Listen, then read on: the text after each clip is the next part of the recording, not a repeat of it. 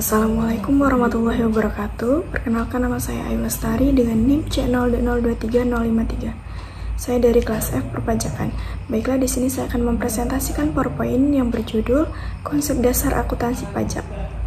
Konsep dasar akuntansi pajak adalah akuntansi perpajakan adalah salah satu bidang akuntansi yang mempelajari tentang pengenaan pajak dan pelaporan pajak. Akuntansi perpajakan sangat penting bagi perusahaan karena dapat membantu perusahaan memahami kewajiban pajaknya dan menghindari kesalahan dalam pelaporan pajak.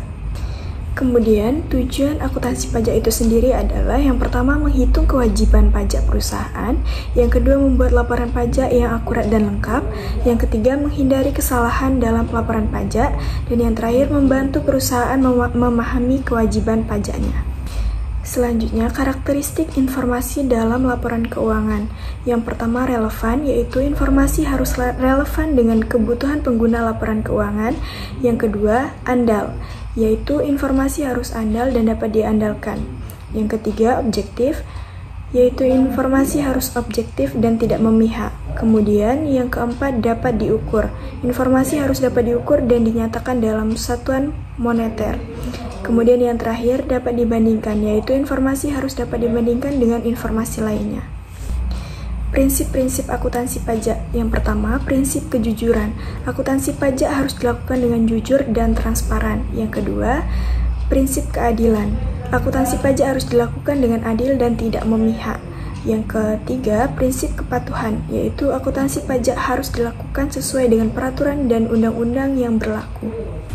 Selanjutnya ada jenis-jenis pajak, yaitu yang pertama ada pajak penghasilan atau PPh, yaitu pajak yang dikenakan atas penghasilan yang diterima oleh individu ataupun perusahaan. Yang kedua, pajak pertambahan nilai atau PPN, pajak yang dikenakan atas pertambahan nilai barang atau jasa. Dan yang terakhir ada pajak bumi dan bangunan atau PBB, yaitu pajak yang dikenakan atas bumi dan bangunan yang dimiliki oleh perusahaan atau individu.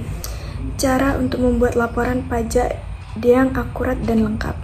Untuk membuat laporan pajak yang akurat dan lengkap, perusahaan harus melakukan beberapa langkah, yaitu yang pertama, mengumpulkan data keuangan yang terkait dengan pajak. Yang kedua, menghitung kewajiban pajak yang harus dibayar.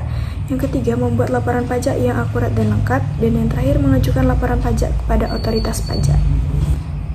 Kesimpulannya, akuntansi perpajakan adalah bidang akuntansi yang sangat penting bagi perusahaan.